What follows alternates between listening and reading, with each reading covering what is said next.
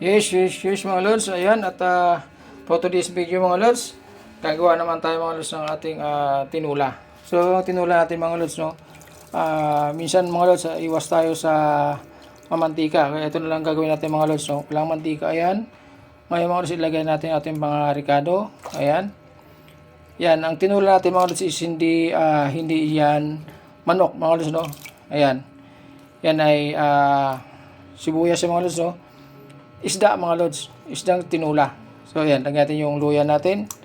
Ayan. At lagay natin yung ating siling haba mga lods. Ayan. Tapos isunod natin ng ating gulay mga lods na sayote. Sabay-sabay natin mga lods, no. Hindi natin ano sa mantika mga lods, no. Minsan iiwas tayo sa mantikang mga lods, no. Dahil lalo na pagka mayroon tayong mga naramdaman sa katawan natin, yung ubo, sipon, ayan. At hindi maalis-alis yung ubo mga lods, no. Siyempre, dito muna tayo sa hindi mamantika mga lods. So gagawa tayo ng recipe natin mga lods na hindi nakaano sa mantika. So yan, tinula mga lods, no. Tinulang isda. At siyempre ito yung paan ng manok. Ay, joke. Hindi paan ng manok, tanlad. Ayan, lagyan natin yung tanlad para talaga magsilbing tinula siya mga lods. So ayan, no. So after niya mga lods, no, ito yung ating gagawin tinula mga lods, no, isda. Ayan. Ayan yung ating isda mga lods. So ayan, no. Ayan. Ayan ang ating recipe ngayon mga lods, no. Simple lamang yan pero simple mga lods, yummy yan. Yan talaga ang simpleng ulam mga lods na pero yummy. Ayan. Kompleto na siya mga lods. So ang gagawin natin dyan mamaya, pagkulo na yung ating tubig, saka natin ilalagay yung isda mga lods, saka natin siya titimplahan. So yan lang, ganyan lang kasimple mga lods. So tara mga lods, samahan nyo ako at enjoy natin mga lods yung ating gagawin. Tara! Ayan na mga lods, yung ating sinabawan na mga lods. So, ayan, kumulo na siya mga lods. So ilalagay natin mga lods yung ating isda, no? Ayan ang ating isda mga lods. Okay, lagyan na natin. Ayan ang ating isda. Ayan mga lods.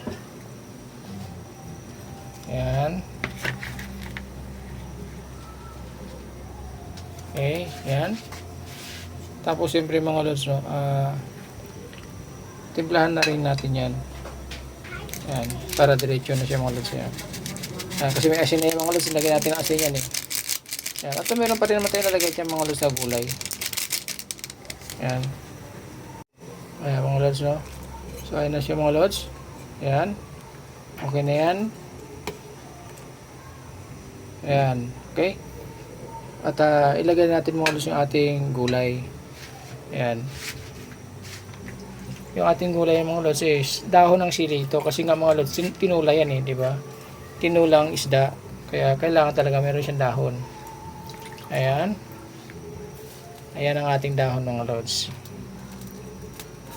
Medyo magalaw ang ating video mga lods, ha. Pasensya na kasi wala tayong mga lods, sariling sikap natin mga lods, no? Siyempre sa kagustuhan natin, sariling sikap lang tayo mga lods. Wala naman tayong para tagahawak ng video mga lods, no? Dahil sulo-sulo lang naman tayo. So ayan mga lods, no?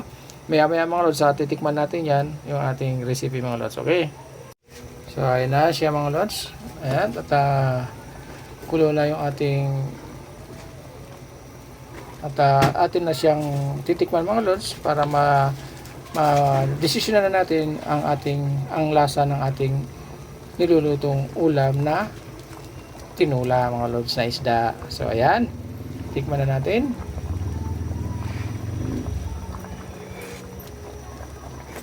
Wow naman mga lods, lasang tinula mga lods. Ayan. Ayan, at thank you for watching mga lods. God bless po sa atin. Bye bye po. Enjoy. Bye bye mga lods. Okay. So ayan na siya mga lods. Ayan, at kulo na yung atin na siyang titikman mga lods para desisyonan na natin ang lasa ng ating nilulutong ulam na tinula mga lods na isda. So ayan, tikman na natin.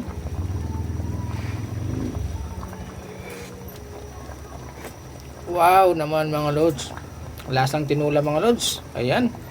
Ayan, at thank you for watching mga lods. God bless po sa atin. Bye bye po. Enjoy. Bye bye mga lods. Okay.